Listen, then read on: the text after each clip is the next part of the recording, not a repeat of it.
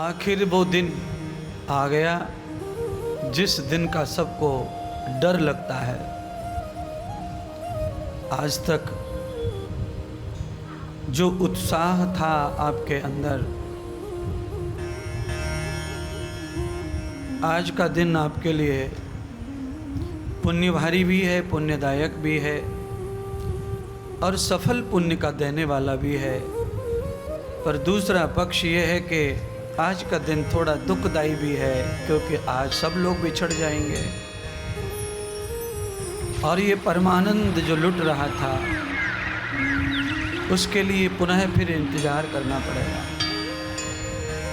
इस कोटा की धरती पर पुनः कब कथा होगी, कब आगमन होगा हमारा, और महात्मा आते जाते रहेंगे, आप उनका आनंद लेते रहो। क्योंकि हर समय को, हर सुख को, आनंद को संसार में जो मिलता है वो जाना होता है। समय बांधा हुआ है हर चीज का।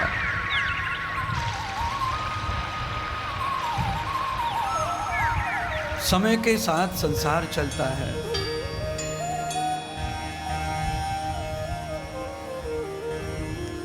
और आज समय हमारा ये कह रहा है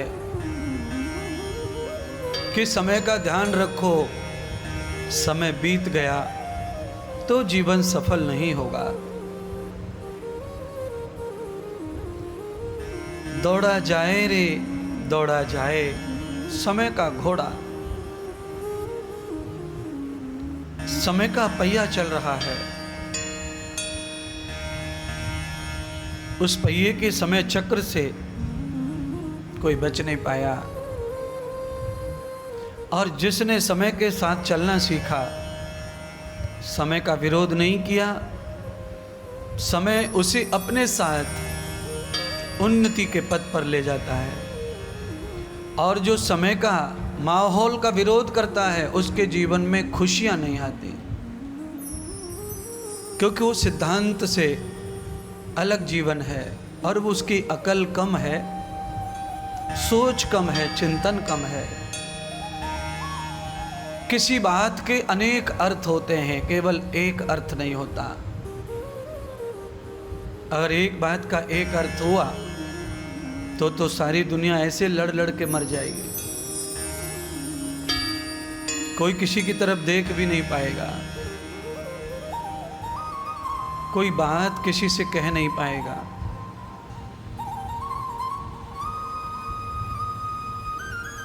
इसलिए बंधुओं,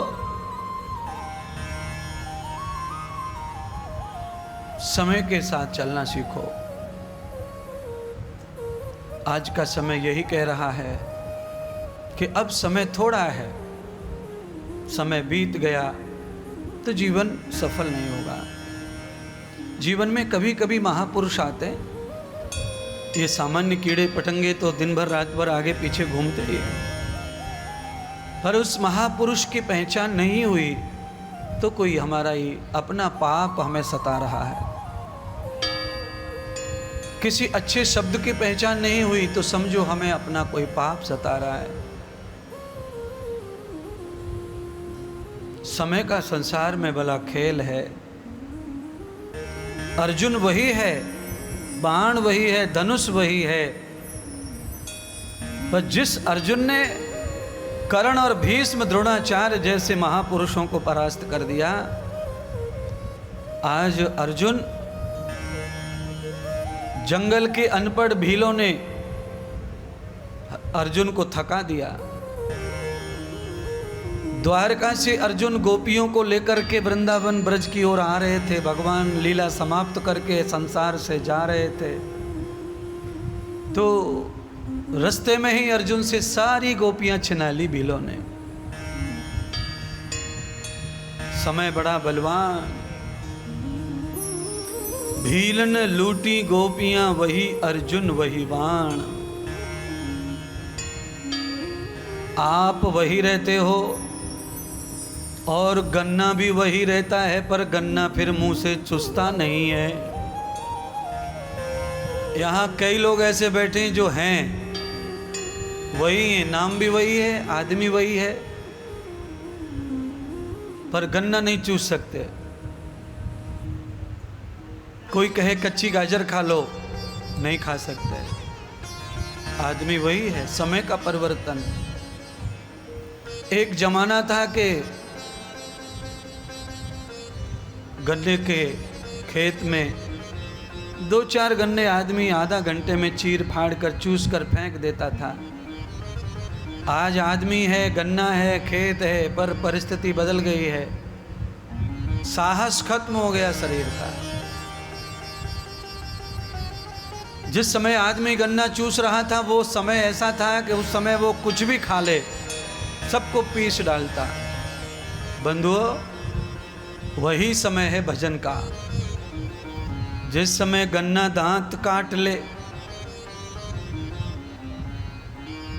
शरीर पेड़ पे चढ़ के फल तोड़ लाए और फावड़े से खेत की गुदाई कर दे, वही समय भजन का है। पेड़ पे चढ़ा ना जाए, गन्ना चूसा ना जाए, खेत की गुदाई ना हो, तो समझ लो अब भजन भी होने वाला। अरे काम नहीं हो रहा तो राम कैसे भजेंगे? इसलिए महर्षि पतंजलि कहते हैं, भगवान को पाना है तो शरीर स्वस्थ होना चाहिए। जैसे बीमार लड़की से दूल्हा ब्याह नहीं करता, ऐसे बीमार को भगवान भी कोई जगह नहीं देते।